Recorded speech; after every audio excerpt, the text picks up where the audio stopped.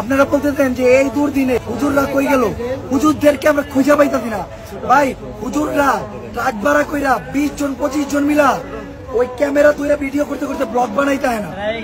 হুজুররা এই দুর্যোগে ব্লগ বানাইতে হয় না।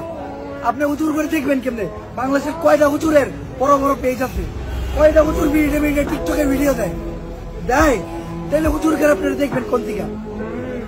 আমার করে দেন কে লেগা, আমরা আপডেট দেই, নিউজ দেই, ভিডিও বানাই, এটা করি নানান কন্টেন্ট ক্রিয়েটর আয় দেখবেন কি তাদের পেজে 38টা 39টা 40টা ভিডিও হয়ে গেছে।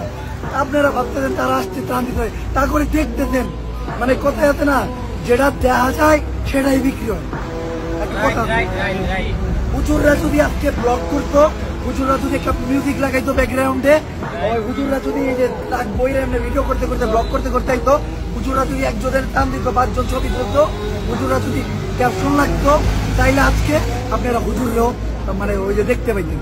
আপনারা অনেকে কমেন্ট করতেন এই দুর্দিনে আপনারা আগে গেলেন, ওই সেই আমাদের হুজুররা যারা ওই যে ওই আর্টিস্ট করতে গেছিল, ওই যারা ওই যে আন্দোলন এটা করতে গেছিল ওটা করতে গেছিল। আমি এই শুধু ভিডিওটা করলাম এই কারণে যে হুজুরদেরকে আমি দেখাই দিলাম আমাদের বাংলাদেশে মাদ্রাসার স্টুডেন্টরা এমন ভাবে অবহেলিত, এইটা মানা যায় না। আমাদের আন্দোলনে শুধু কি আমরা এই যে সিভিল স্টুডেন্টরা জয়েন করে দিলাম, আমরা কি স্কুলের স্টুডেন্টরা জয়েন করে দিলাম, আমরা কি খালি ভারতীয় স্টুডেন্টরা জয়েন করে দিলাম? মাদ্রাসার স্টুডেন্টদের অবদান কই গেল? কেউ বলছে একবার কোন টিভি মিডিয়া প্রচার করতে পারেনি। আমি টিভি মিডিয়ার কথা বলুন, আমি নিজে প্রচার করিনি। কারণ কি জানেন, ওই টাইমে আমরা করতে পারি নাই।